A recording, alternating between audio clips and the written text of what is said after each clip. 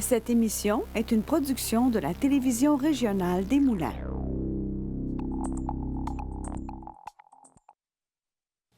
Aujourd'hui, au bulletin, des investissements majeurs pour renforcer le secteur de la défense au Québec, la Nodière en bénéficie. Rawdon dévoile la programmation du Festival Saint-Patrick.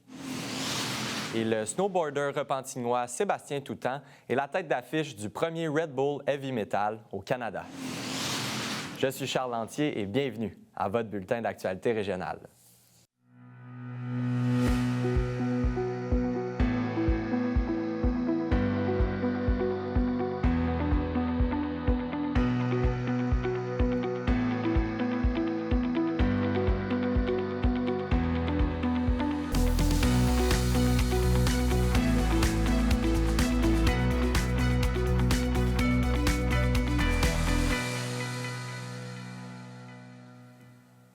Bonjour, Mesdames, Messieurs. Dans les dernières semaines, le gouvernement du Canada a fait l'annonce d'investissements majeurs à la hauteur de 33 millions pour renforcer le secteur de la défense au Québec. Le secrétaire parlementaire de la ministre de l'Industrie, Carlos Letao, était de passage à Terrebonne pour une annonce significative dans deux entreprises de la Nodière. Pour sa part, un financement de 500 000 $ remboursable de Développement économique Canada a été confié à Inflo Technique. Oui, voici le reportage. Alors aujourd'hui, on annonce les répercussions locales de la grande annonce qui a été faite plus tôt cette semaine de la nouvelle stratégie industrielle de la défense. Donc le Canada, on va investir massivement dans la défense nationale pour assurer notre souveraineté et on va aussi maximiser le potentiel économique de ces investissements-là. Alors ici, aujourd'hui, il y a deux entreprises de la région, Apexo et Inflo, qui reçoivent de l'aide de DEC, Développement économique Canada, pour les régions du Québec, pour les aider à améliorer leurs moyens de production pour participer dans la chaîne d'approvisionnement de l'industrie de la défense. Nous, on mise beaucoup sur ce qu'on appelle les technologies à usage dual. Donc, des technologies qui peuvent bien sûr avoir une application dans le monde de la défense, mais qui peuvent aussi être utilisées dans le monde civil. Alors, c'est ça ce qu'on encourage. Et donc, on encourage les PME québécoises, les PME de la Nodière à participer dans cet effort national de moderniser notre industrie de la défense, toujours en pensant que ce qui se fait pour la défense peut aussi avoir une utilité dans le monde civil. D'ailleurs, la deuxième annonce d'Apexo, c'est dans le monde du logiciel, dans le monde de l'informatique. Ça aussi, ça peut avoir, et de l'intelligence artificielle, ça aussi peut avoir des usages dans le monde civil aussi. Oui, c'est important parce que je pense que l'initiative du gouvernement de vouloir investir dans les entreprises de défense, c'est nouveau et c'est salutaire parce que c'est quand même difficile de percer ce marché-là parce qu'il faut avoir un marché qui est à l'international. Donc, nous, on est beaucoup à l'international. Donc, ce programme-là avec DEC, en collaboration avec le CINAV à Repentigny, nous permet de pouvoir mettre encore plus d'efforts sur la commercialisation, d'être présent et d'aller rencontrer les donneurs d'ordre de ce monde pour présenter notre technologie. Oui, ça tombe à point parce qu'on a beaucoup de demandes, mais il faut être capable de pouvoir suivre. Donc, ce programme-là, dans le montage financier, il y a de l'argent pour de l'embauche aussi. C'est parce qu'on développe des trucs en intelligence artificielle dans ce qu'on fait. Et tout le volet commercialisation nous permet d'aller pousser dans d'autres pays notre compagnie commence à être connue à l'international. Donc, c'est plusieurs pays qui viennent nous demander d'aller les voir. Donc, c'est coûteux sur les déplacements. Nous, ça fait 4 ans qu'on existe, 2 ans officiellement en opération. Maintenant, le carnet de commandes est bien plein. Ça nous prend une bonne capacité pour être capable de répondre à ces commandes-là et d'assurer une croissance future. Donc, ça arrive vraiment au bon moment. L'achat de 2 nouvelles machines, ça va nous permettre potentiellement de doubler notre capacité et ainsi satisfaire nos clients là, rapidement. Nous, les produits qu'on fait, c'est des produits sur mesure. Ce sont donc des vannes. Si je peux simplifier ça, c'est comme des robinets, mais qui sont utilisés dans des centrales nucléaires, qui sont utilisés sur des bateaux, des porte-avions, qui ont quand même une importance clé, je dirais. Par exemple, une des vannes qu'on fait va venir s'il y a, admettons, une fuite d'air à quelque part sur un bateau, cette vanne-là va venir couper cette fuite-là et ainsi protéger des vies directement sur un bateau qui pourrait être en plein milieu de l'océan. On s'entend que les vies sont en danger si une catastrophe arrive là, en plein milieu de l'océan. Nos produits sont principalement exportés pour l'instant. Maintenant, avec les constructions de bateaux au Canada, ça risque d'être un peu plus présent au Canada, mais on exporte beaucoup. Donc, une ville comme Terrebonne qui se retrouve dans des bateaux militaires américains, il y a quand même une petite fierté là-dedans.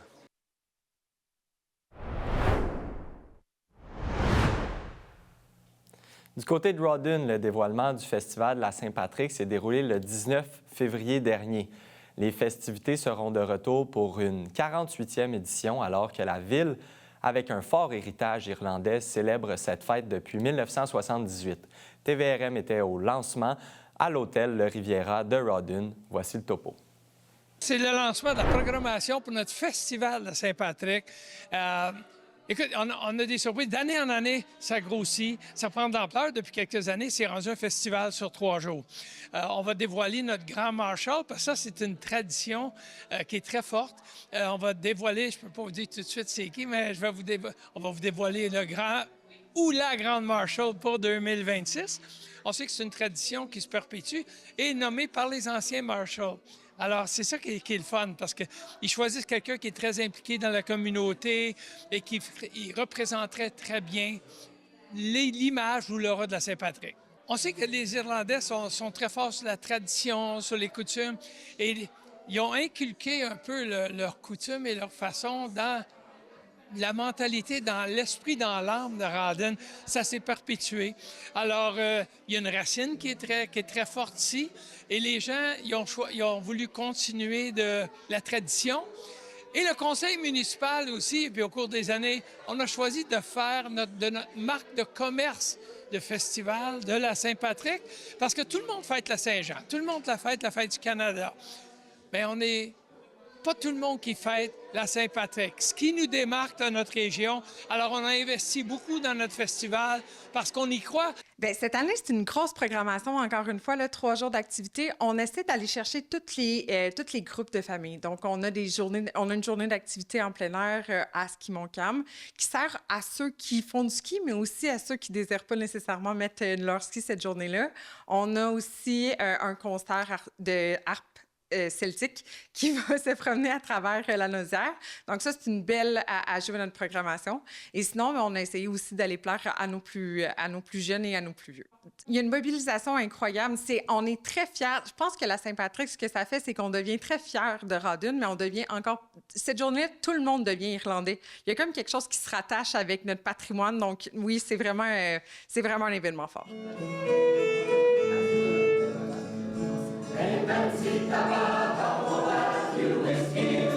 C'est une tradition à Rawdon depuis 1978 au moins, d'avoir des festivités de la Saint-Patrick. Moi, comme tel, ça fait au-dessus d'une 60aine d'années que je suis à Rawdon. Et puis, à toutes les années, ou à peu près, là, quand ça a commencé, faisait partie des festivités. L'histoire est quand même assez longue par rapport aux Irlandais à Rawdon. C'est ce qui fait d'ailleurs assez particulier parce que dans la région ici, c'est plutôt sinon très à saveur francophone et il y a ce noyau irlandais-là qui est arrivé et puis qui a fleuri, ainsi de suite. Il y a une bonne partie de la Saint-Patrick qui se passe chez nous. Fait qu'on fait le souper et le brunch du lendemain. Fait que les gens, ils viennent, ils se déguisent, ils s'habillent en vert, ils mettent des trèfles sur leurs joues. C'est très festif, ça fait vibrer la ville. Le monde sont de bonne humeur, ils ont le goût d'être là. Fait que ça fait sortir le monde. C'est du monde qu'on voit pas tout le temps. Il y a beaucoup de monde à Rawdon. L'année passée, je crois qu'ils ont atteint le 10 000. Fait ça fait du monde dans le village. Nous, on n'est pas sur la rue principale, fait que le restaurant n'est pas tellement affecté, mais pour les autres restaurants, les autres commerçants qui sont sur la rue Queen, là, ça fait une grosse journée, une bonne fin de semaine. Le tout se culmine le dimanche par la parade de la Saint-Patrick qui commence à 14 h. On part de la 8e avenue et on défile toute la rue Queen avec ça. Écoute, il y a des milliers de personnes. On a déjà vu jusqu'à 12 000 personnes en ligne sur la rue principale pour la parade. Et cette année, on me dit que ça va être encore plus grand. Savez-vous qu'on est le 3e plus grand festival au Québec pour la Saint-Patrick, alors c'est pas rien. Le festival est présenté du 13 au 15 mars prochain. Avant le festival, plusieurs activités à travers la Naudière. Donc, on commence, je te dirais, à partir du 1er mars jusqu'au 15. Surveillez notre site Internet à rawdon.ca pour voir toutes nos activités.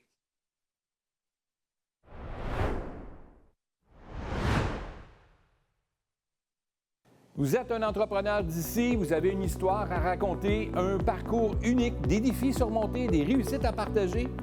Rejoignez-moi ici même à Fibre E, une émission qui est dédiée à l'entrepreneuriat, diffusée sur le réseau MaTV. Notre objectif, mettre en lumière les talents d'ici, inspirer la prochaine génération d'entrepreneurs et montrer que oui, c'est possible de réussir chez nous. Contactez-nous dès maintenant pour participer à l'émission. L'entrepreneuriat, c'est aussi le pouvoir d'inspirer. Au plaisir de vous recevoir sur le plateau de Fibre E. Toutes mes mauvaises décisions m'ont enseigné quelque chose de fondamental pour m'aider à devenir un meilleur entrepreneur. Si des fois on a l'impression qu'on n'est pas à sa place, c'est parce qu'on n'est peut-être pas à la bonne place, mais qu'il y a un endroit pour nous. Même quand j'étais jeune, je m'amusais à bâtir des projets ou à bâtir des entreprises quand j'étais à mon jeune âge à l'école. Donc j'ai atterri dans le milieu d'entrepreneuriat, je pense, naturellement, puis c'est quelque chose qui m'a toujours attiré.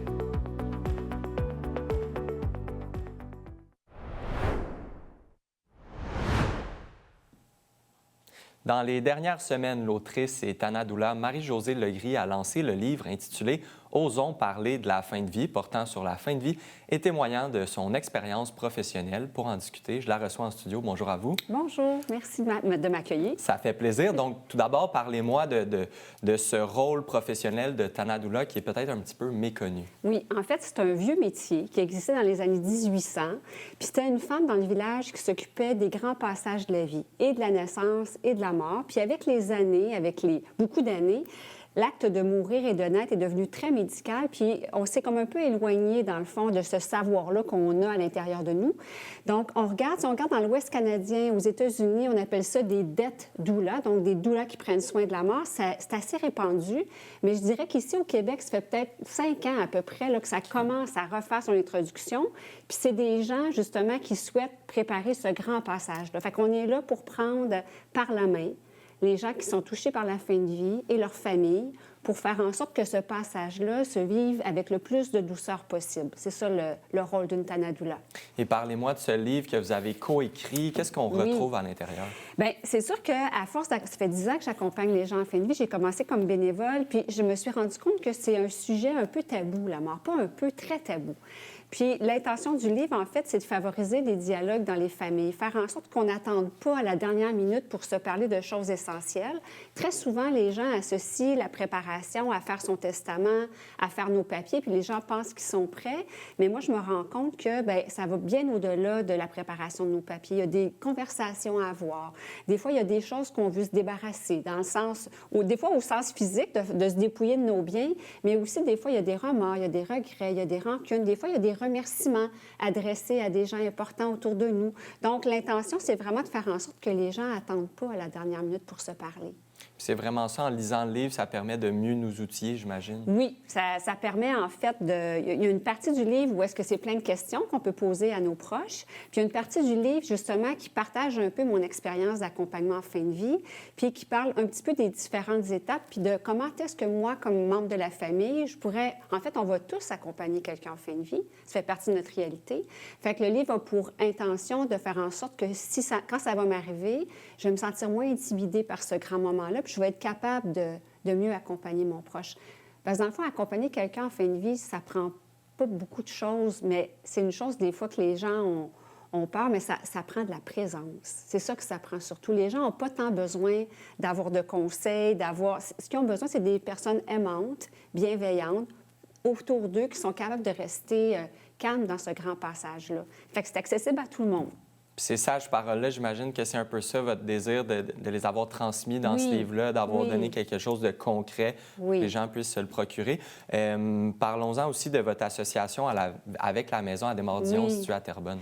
Bien, la Maison Adémar-Dion, c'est une pionnière, en fait, parce que c'est la première maison de soins palliatifs à avoir engagé une Tanadoula au sein de son équipe psychosociale. Moi, je fais équipe avec une travailleuse sociale, je fais équipe avec l'équipe de soins. On est tout le monde, on est là pour prendre soin des familles. Et bien, j'ai le grand privilège privilège d'y travailler 15 à 18 heures par semaine. Donc, mon rôle là-bas, c'est justement en complément avec l'équipe de la travailleuse sociale, Danielle, de faire en sorte qu'on puisse supporter les familles dans ce grand moment-là. Puis j'ai aussi la chance de participer à tout ce qui est les rituels, les célébrations qu'on veut créer. Donc, autant une fois que les gens ont donné leur dernier souffle, les rituels qu'on peut faire avant, pendant, après. On peut aussi offrir la possibilité aux familles qui le désirent d'avoir leur célébration sur place à la Maison à Desmordions. On fait aussi 2 commémorations par année qui sont extrêmement appréciées des familles. Une qu'on va faire à la fin du mois de mars et une autre qu'on fait au mois d'août où est-ce qu'on fait l'envolée des papillons. C'est des moments qui sont vraiment porteurs de sens pour les gens puis très guérisseurs aussi. Fait que pour moi, c'est un privilège de travailler dans cette maison-là. Il nous reste environ une trentaine de secondes, mais si les gens veulent se procurer ce livre-là, comment ça fonctionne? En librairie, il est disponible. À la Maison à Desmordions, ils peuvent venir le chercher. Ça leur permet en même temps de venir visiter cette maison-là qui est dans la communauté de la Nodière. On peut le commander en ligne. Il est dans les bibliothèques aussi, il est là. Puis ce qu'il faut savoir, c'est que tous les droits d'auteur sont remis, la moitié des droits d'auteur sont remis à la Maison des Desmordions. Puis la personne avec qui j'ai écrit le livre, Rémi Tremblay, remet, lui, ses droits d'auteur à la Maison Michel Sarrazin à Québec. Donc, en même temps, ça contribue à prendre soin de nos maisons de soins palliatifs. Donc, on invite les gens à certainement se procurer le livre. Merci beaucoup d'avoir été de passage aujourd'hui en studio. Merci beaucoup.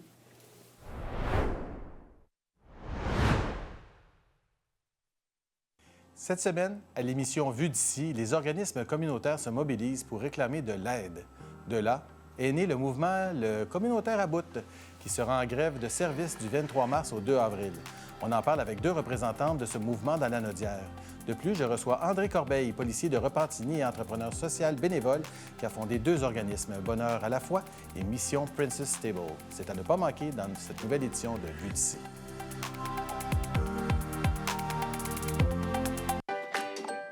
Je m'appelle Trixie et j'ai 6 ans. Je porte des prothèses pour pratiquer toutes mes activités préférées. Je peux faire de la trottinette. Je m'entraîne avec mon papa. Et j'adore faire de la corde à sauter. Votre générosité permet aux hôpitaux de guerre de me donner les prothèses dont j'ai besoin. Merci!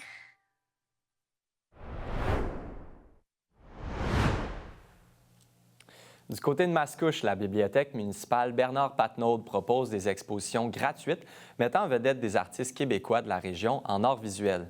Cette année, plus de 5 artistes seront exposés de février à décembre. Ma collègue Naila Hood s'est intéressée au projet et a pu s'entretenir avec 3 artistes qui passent de la peinture à la sculpture. On écoute son reportage. Que c'est une super belle tribune, que c'est gratuit, puis en fait de ne pas avoir peur de se lancer puis de s'essayer parce que on a des amateurs, on a des semi-pros, on a des pros. C'est vraiment pour tous les talents. Puis c'est une super belle opportunité de faire rayonner qu'est-ce qu'on fait. Souvent, les artistes, c'est très introverti. Puis là, de l'afficher au grand public, c'est vraiment le fun de voir les regards puis les appréciations. J'ai toujours le plaisir de voir des talents puis des couleurs, plein de créativité à chaque fois. Les livres, ils restent toujours les mêmes, mais les œuvres, eux, changent. Puis ça rend mon milieu de travail plus dynamique.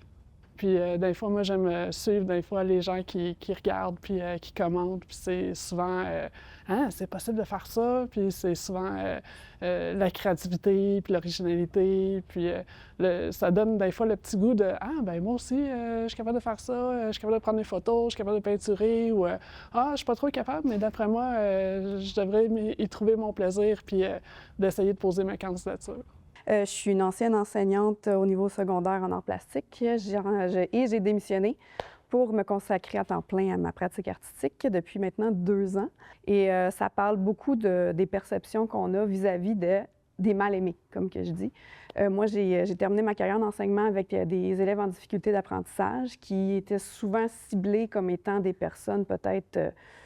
je veux dire, outcast, atypique, mal compris. Fait que j'ai réalisé que j'avais une grosse attirance vis-à-vis ces mauvaises perceptions-là. Donc, toutes les œuvres que vous voyez présentement, bien, il y a des chats pas de poils, des chauves-souris, des serpents.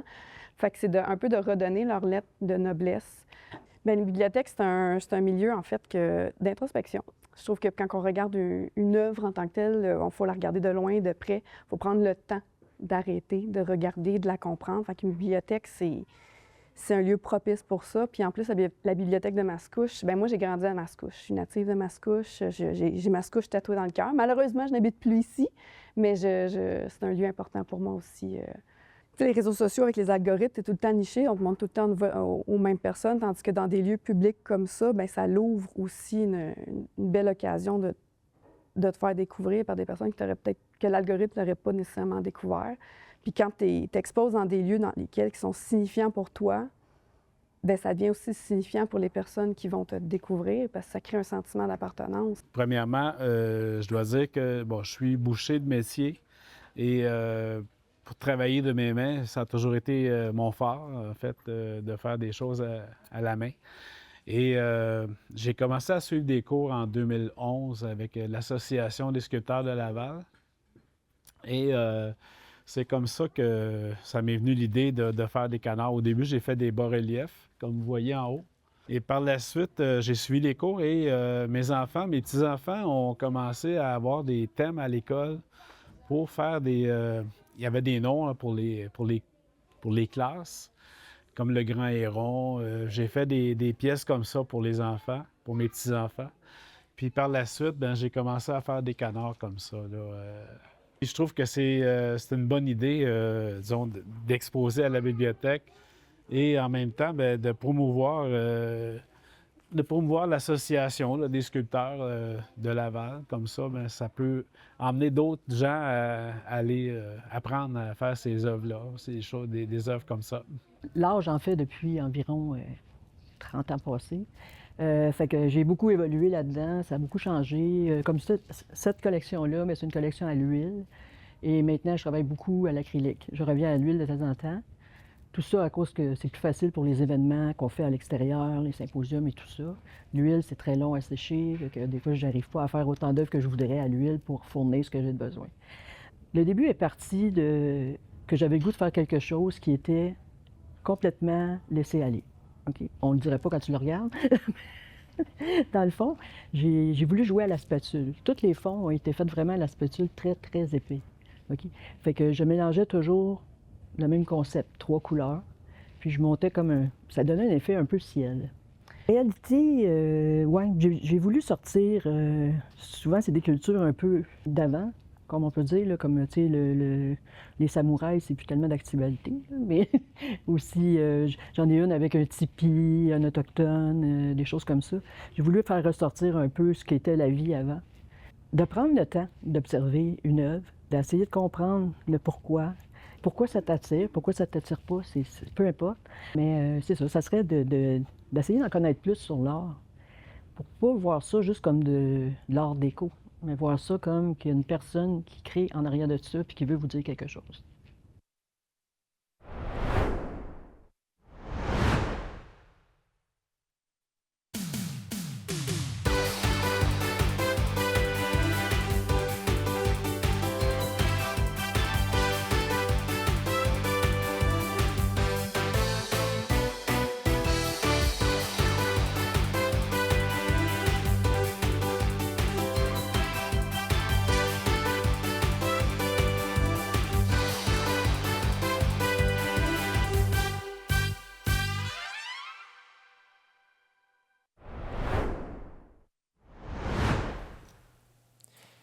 C'était samedi, le 28 février dernier, que se tenait le tout premier Red Bull Heavy Metal au Canada, tenu au Parc olympique de Montréal avec comme athlète tête d'affiche Sébastien Toutant, snowboarder professionnel originaire de Repentigny.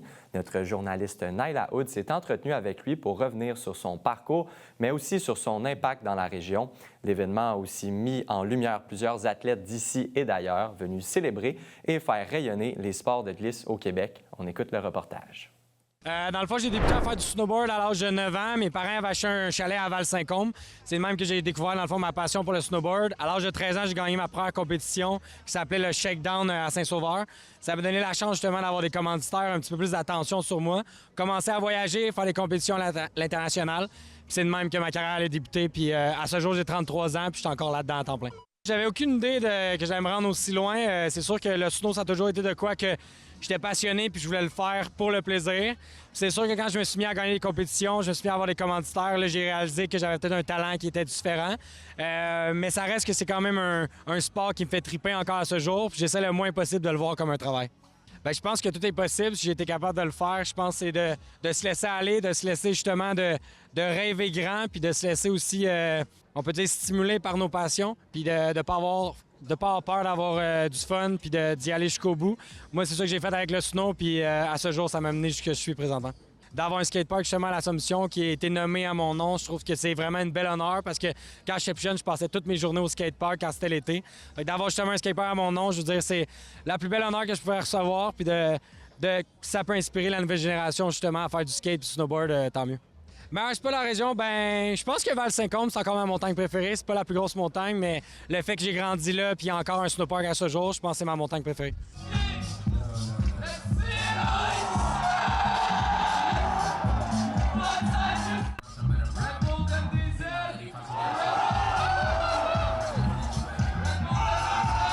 Ben honnêtement, je pense que c'est d'avoir du plaisir parce que c'est la base de pourquoi on fait du sport, parce qu'on a du fun. Fait que je pense d'avoir du plaisir puis de se mettre aussi des petits buts. T'sais, pas nécessairement... Oui, c'est important d'avoir des... Je vais dire en anglais, là, des big goals, mais c'est aussi important de se mettre des petits buts pour les atteindre puis pour continuer à être motivé. Parce que si on se met trop des gros buts, bien souvent, c'est comme on voit ça immense puis c'est comme difficile d'atteindre. Fait que je pense d'avoir du plaisir, de se setter des buts, puis je pense que c'est ça la clé. Donc, je suis vraiment contente de compétitionner devant mes amis, puis c'est ça, d'être à Montréal. C'est le fun d'avoir une compétition pas loin de la maison. Là.